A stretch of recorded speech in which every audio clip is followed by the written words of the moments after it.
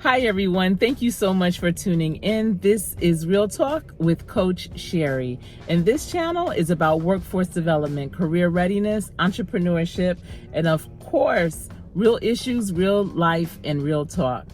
So today's video is going to be about the importance of making sure your business is strong and steady before starting a new business. Now, as many of you may know, I grew up in a brick and mortar business, and my parents ran and operated that business for 40 years successfully.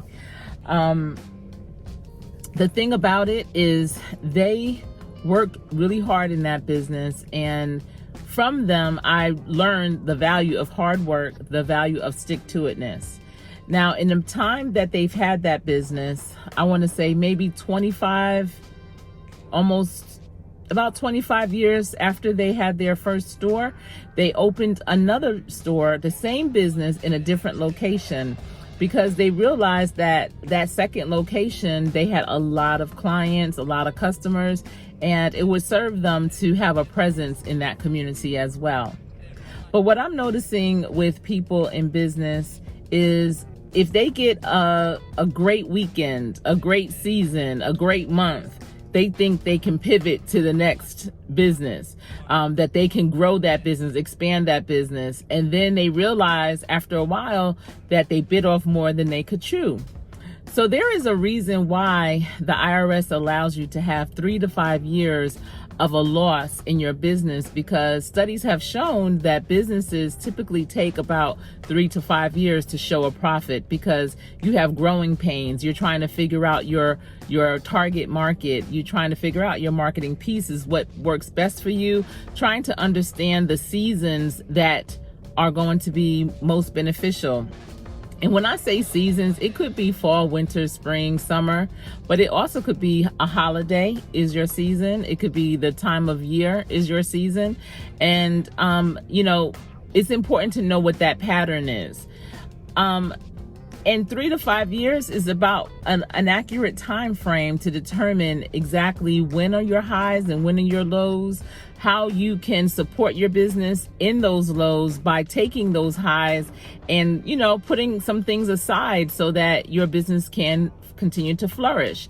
A lot of times new businesses, what happens is when they have those high seasons, they think this is what the business is going to do day in, day out, week in, week out. And they may hire staff to support them at that time. But because they hired those staff full time, when the low season comes and they still have to pay those salaries, they have a challenging situation.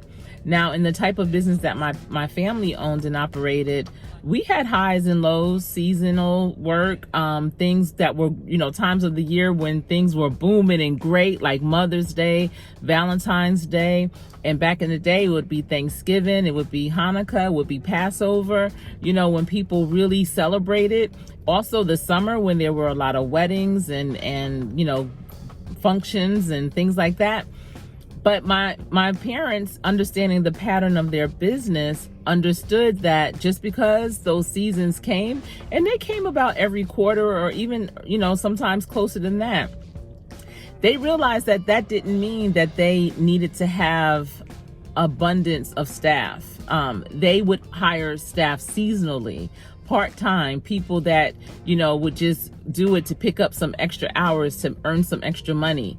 So this way, when they had those low seasons, they didn't have a lot of staff that they had to be concerned with. They had their standard staff. They had their staff that was always, but when the season came, when it was busy, they would hire extra people at that time, but just on a part-time basis.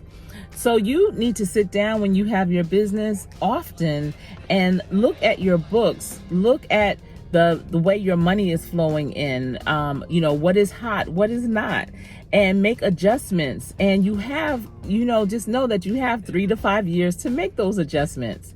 Also, what I'm noticing now is when people get into a great opportunity, and trust me, there are some great opportunities out here, especially now. As soon as they get a payday, they're ready to pivot to the next, and they don't wait until what they're in is solid.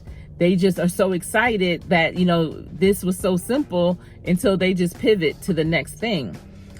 Even with real estate, I remember when my husband and I first started purchasing real estate, and for him, it was like a competition. It was like a game. It was a sport, because, you have to bid, you have to win your bid, you have to, who's going to win this, who's going to win that.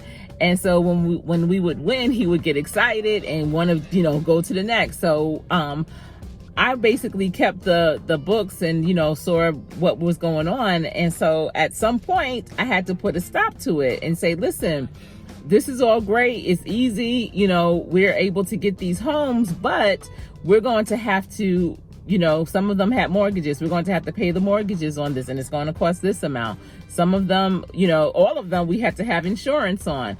So, once I was able to lay out the projection of everything, he realized, like, okay, let me slow down.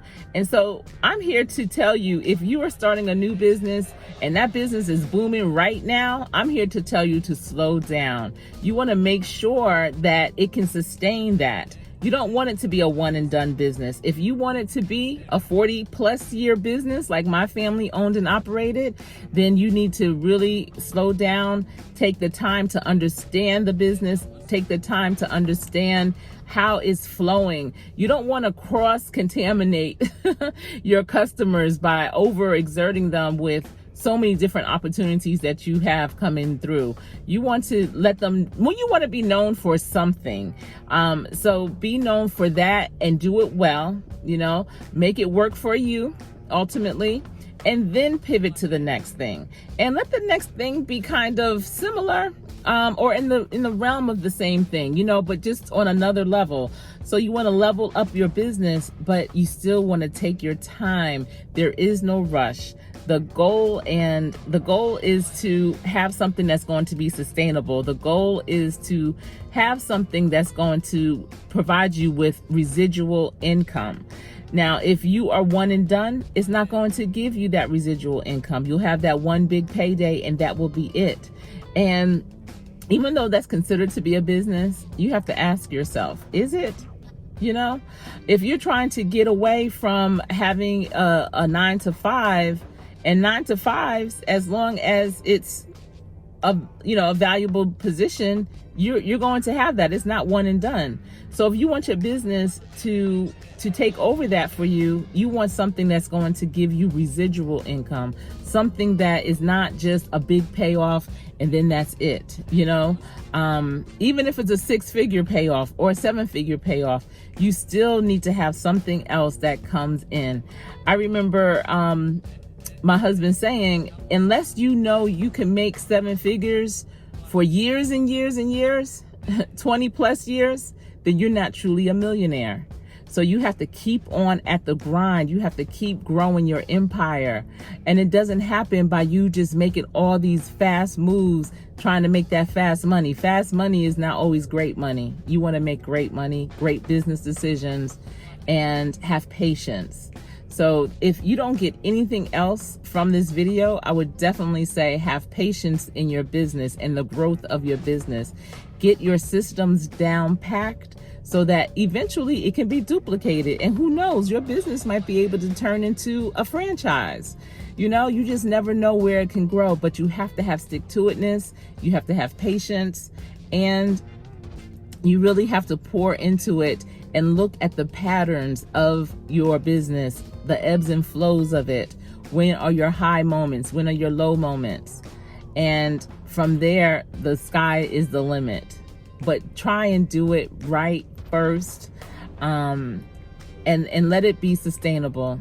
Let it be sustainable. There's no need to rush, and rushing will not get you where you need to be. That will not help you get to your goal. You'll end up hurting yourself, tripping up, and hurting others perhaps in the long run. So I hope that you were able to glean something from this and are able to apply it to your life. If you are in business, I wish you all the best. I will definitely have more videos talking about businesses, especially now when being an entrepreneur is becoming more and more important, and it's becoming more and more popular as well. And it is also being recommended, especially for a home-based business. And I'll talk more about that in another video. But until we speak again, I want you to remember to stay safe. And this has been Real Talk with Coach Sherri.